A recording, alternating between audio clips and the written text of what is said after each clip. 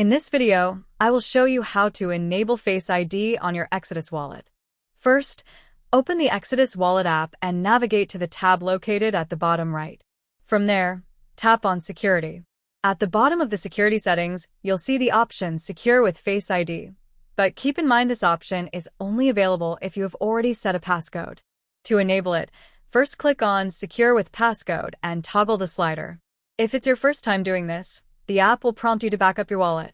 This means you'll need to store your 12-word recovery phrase in a secure place so you can restore your account if needed. Once the backup is complete, you'll be able to create your passcode. After setting your passcode, the Face ID option will become available. Simply toggle the Secure with Face ID option, and your wallet will now be protected with Face ID. The next time you open the app, it will prompt you to allow Exodus to use Face ID. Tap Allow, and the app will automatically log you in using facial recognition. That's how you enable Face ID on Exodus Wallet.